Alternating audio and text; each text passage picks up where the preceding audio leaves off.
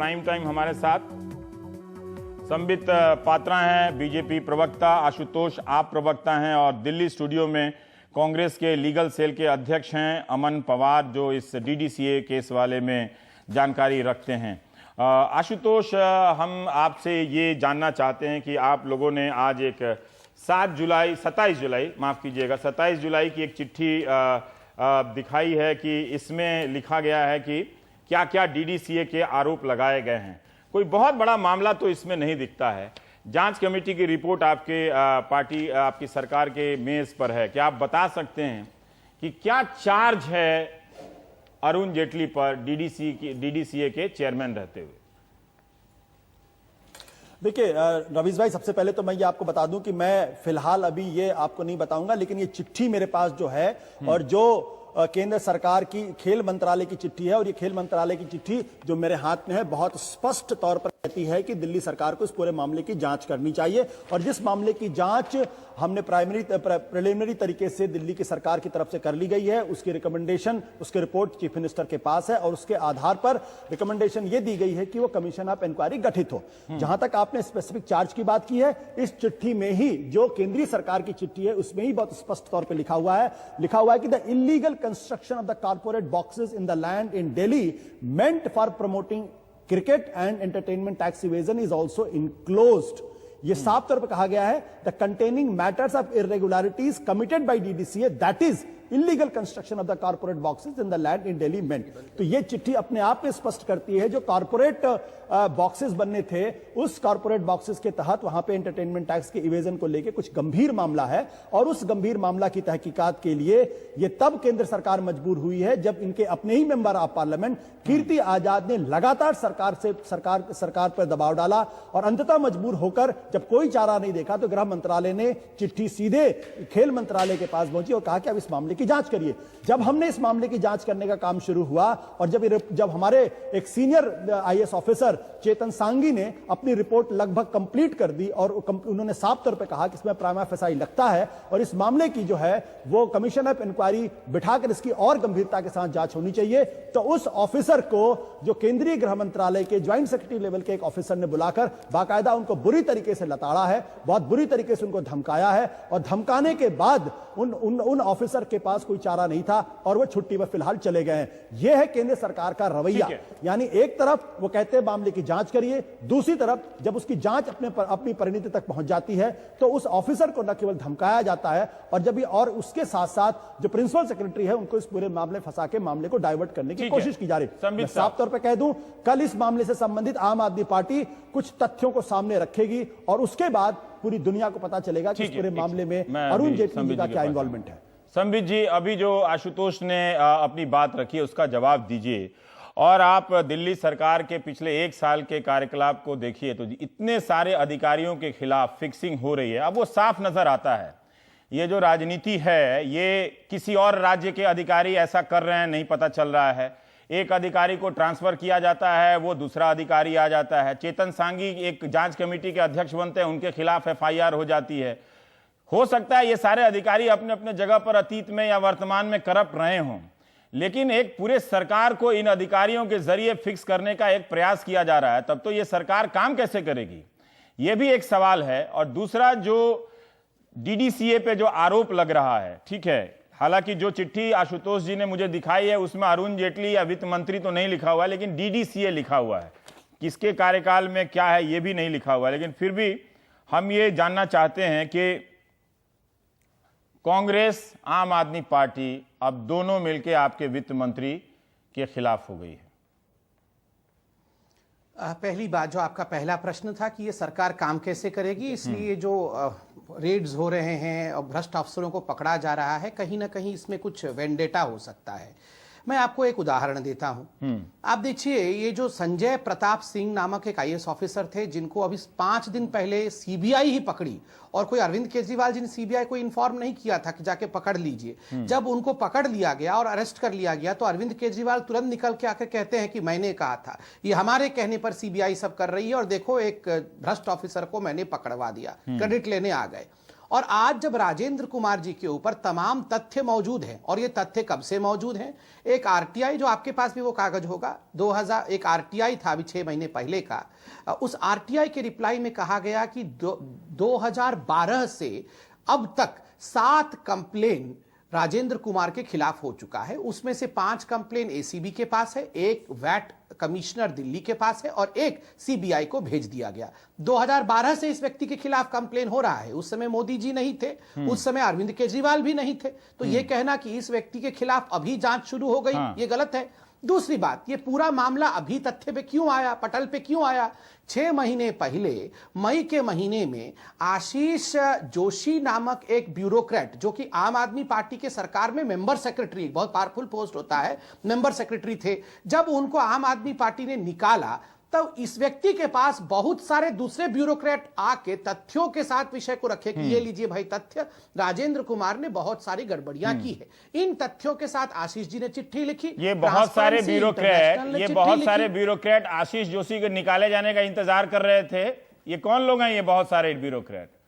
देखिए संबित साहब, बहुत राज्यों में अधिकारियों के खिलाफ आरोप हैं। मैं कह रहा हूं कि वो भ्रष्ट हो सकते हैं कथित रूप से। मुझे एक बात बताइए कि इतने सारे अधिकारियों के खिलाफ चुन चुन कर यही मिल रहे हैं क्या? सतर्कता विभाग का जो चीफ है उसके खिलाफ एफआईआर एसीबी में हो रही है, एसीबी कहीं किसी और के खिलाफ एफआईआर हो रहा है। ये क्या है? मैं नहीं कह रहा कि आरोप नहीं है, आप जांच नहीं कीजिए। व्यापम घोटाला हुआ, वहां तो कोई किसी अधिकारी के खिलाफ क्या क्या चार्ज हुआ, कौन जेल गया वहां पर, किसके खिलाफ एफआईआर हुई? ठीक है, इस तरह की बात है। ये चुन चुन के एक आदमी, जो आपने आशीष जोशी का उदाहरण दिया, आपने सांगी का उदाहरण नहीं दिया कि आशीष जोशी क्या वहां के मॉनिटर हैं कि वो उनको हटाया गया तो सारे अधिकारी उनके पास गए?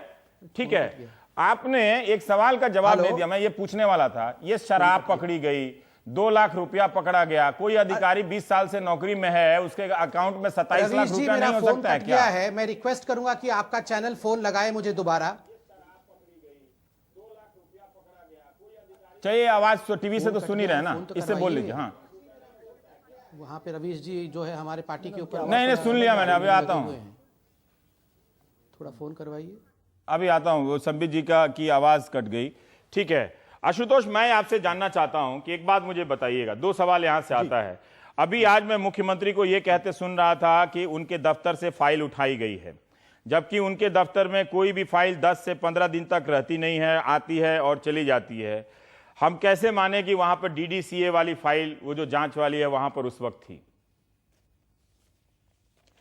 नहीं समित, रवि जी, सबसे पहले मैं आपको बता दूं कि ये फाइल थी, जो चेतन सांगी ने जो रिपोर्ट दी थी, वो पिछले 1 हफ्ते की बात है और 1 हफ्ते के अंदर ही वो मुख्यमंत्री के कार्यालय में आई है और मुख्यमंत्री जी बाकायदा उसकी स्टडी कर रहे हैं। तो वो 15 दिन पुरानी फाइल नहीं है, पहली चीज। दूसरी बात मैं आपको बता दूं, ये प्रोडक्शन कम सीजर का जो मेमो है, ये प्रोडक्शन कम सीजर का मेमो सीबीआई ने अपनी हैंडराइटिंग में लिख रखा है। और इसमें अगर आप देखिए आइटम नंबर 7 तौर पर लिखा हुआ है कि फाइल मूवमेंट रजिस्टर, और ये फाइल मूवमेंट रजिस्टर नवंबर से दिसंबर के बीच का है। जबकि देश के वित्त मंत्री जी कल संसद के अंदर कह के गए हैं कि जो ये मामला है, ये अरविंद केजरीवाल के समय का नहीं बल्कि उनके काफी पहले का मामला है, इसलिए, और जब राजेंद्र जी किसी और डिपार्टमेंट में काम किया करते थे।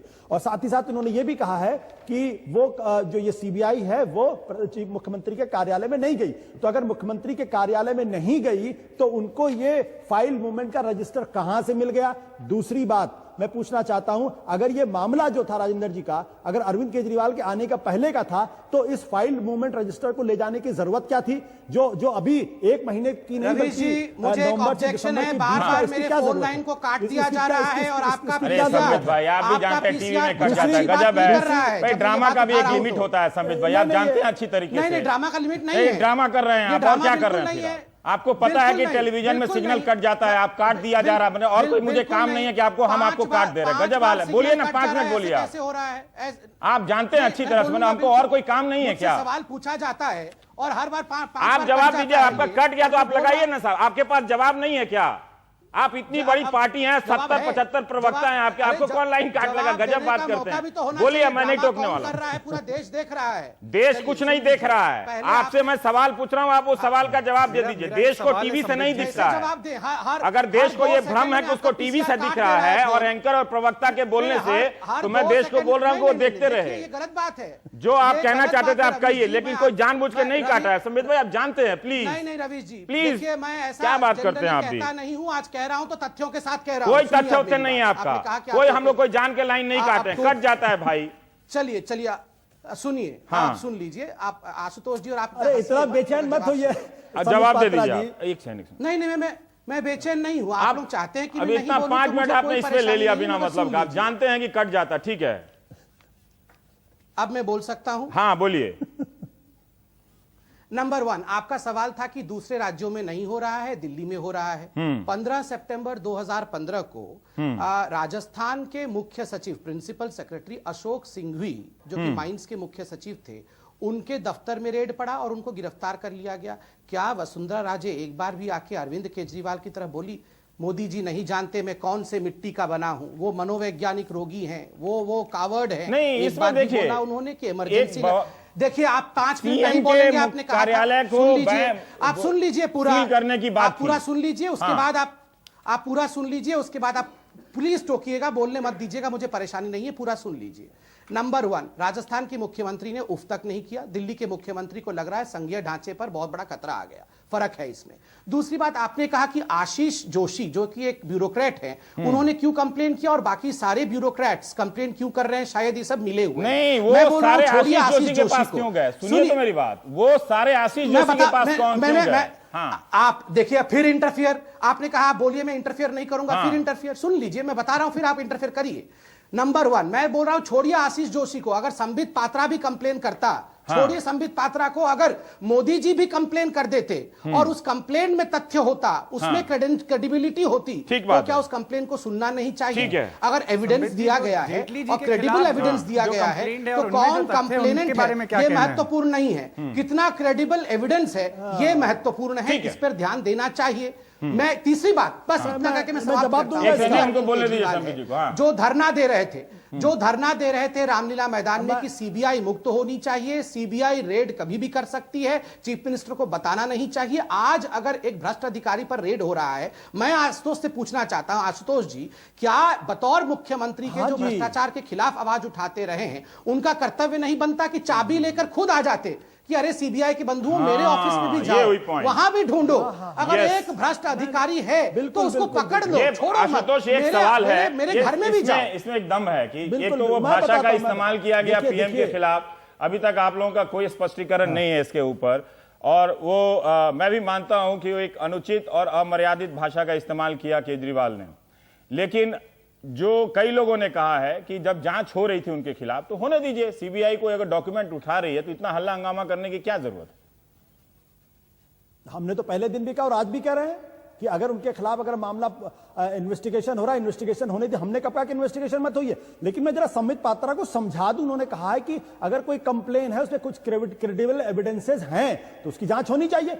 मैं तो कह रहा हूं, क्या कीर्ति आजाद जी को, जो ये बीजेपी के एमपी मेंबर ऑफ पार्लियामेंट है, क्या उनको नॉन सीरियस मानते हैं? क्या उनको जोकर मानते हैं? क्या जो लगातार डीडीसीए के मामले में क्रेडिबल एविडेंसेस दे रहे हैं और इनकी सरकार कान पे कान डाले बैठी हुई है, और कीर्ति आजाद को बाकायदा इस पर हंगामा करना पड़ता है, होम मिनिस्ट्री में जाके बाकायदा धरना देना पड़ता है, और उसके बाद जब प्रेशर बनाना पड़ता है तब जाके सवाल। तो अगर अरुण जेटली डीडीसीए के मामले में अगर कोई 30-40 एफआईआर दर्ज हो जाए तो भी उसकी जांच नहीं होनी चाहिए। लेकिन अगर आम आदमी पार्टी से संबंधित किसी व्यक्ति के खिलाफ मामूली से कंप्लेंट हो जाए, मैं आपको ध्यान दिला दूं रवीश जी, मैं एक चीज आपको बता दूं, ये मेरे हाथ में हुई एफआईआर की रिपोर्ट ये साबित करती है कि सीबीआई किस तरीके से काम करती है इस देश के अंदर। ये जो रिपोर्ट है, ये वो रिपोर्ट है जो साफ तौर पे कहती है कि जो राजेंद्र कुमार जी हैं, इनके यहां 11 लीटर लीकर पाया गया है। और इसी एफआईआर के अंदर, अगर आप ध्यान से देख लें, इसी एफआईआर के अंदर लिखा गया है कि इसमें एक आदमी के पास 9 लीटर हो सकता है, या अगर 2 आदमी है तो 18 लीटर हो सकता है।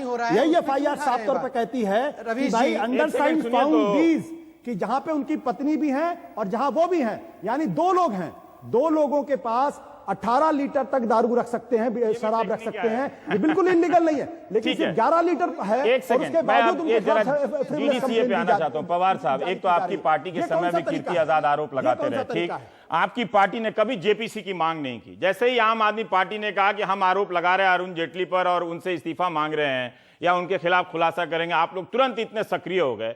अभी तक आप लोग चुप थे। अब आप हमारे दर्शक को एक आरोप बता दीजिए कि कौन सा ऐसा आरोप है जो वित्त मंत्री के खिलाफ कुछ गंभीर लगता हो। मैं स्टेप बाय स्टेप आऊंगा। मुझे बड़ी खुशी है आपने हमसे पूछा कि एक आरोप बता दीजिए आप, जिससे मेरे लगे। पास ये लोकसभा में एक सवाल पूछा गया था, उसका जवाब वित्त मंत्री के जो राज्य मंत्री हैं जयंत सिन्हा जी, उन्होंने दिया था।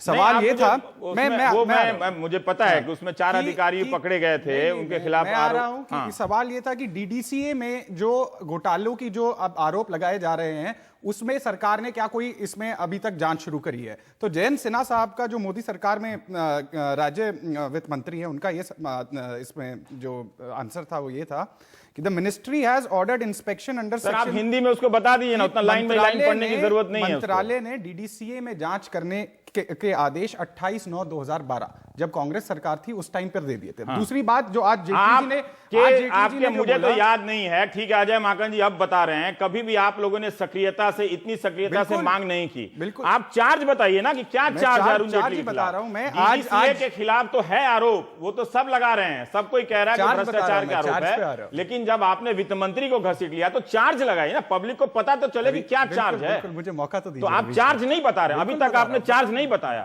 चार्ज ही बता रहा हूं। मेरे एक चार्ज बताइए कि वित्त मंत्री के खिलाफ क्या कोर्ट का दस्तावेज है। हाँ, ये ना कोई न्यूज़पेपर रिपोर्ट है, ना कोई और किसी बाबू की रिपोर्ट है, कंपनी कोर्ट का आदेश है। अभी जेटली जी को मैंने सुना, उन्होंने कहा कि मुझे अस्पष्ट आरोप ना बताइए, मुझे बताइए विशेष आरोप क्या है। विशेष आरोप बताइए। विशेष आरोप इसमें कंपनी कोर्ट जो दिल्ली है उसने कहा है डीडीसीए के बारे में, the registrar of companies of Delhi and Haryana in his report dated 15/7/2014, 15/7/2014 की रिपोर्ट है रजिस्ट्रार ऑफ कंपनी की, जब मोदी सरकार थी, had submitted that DDCA has not disclosed with respect to names and transactions with related parties in its balance sheets for the financial years. ये बहुत important है। for the financial year 2008-9, 9-10, 10-11 and 11-12. जब वो अध्यक्ष थे, hence जब जेटली साहब अध्यक्ष थे, hence there is a violation of the provisions of the Companies Act and the accounting standard procedure.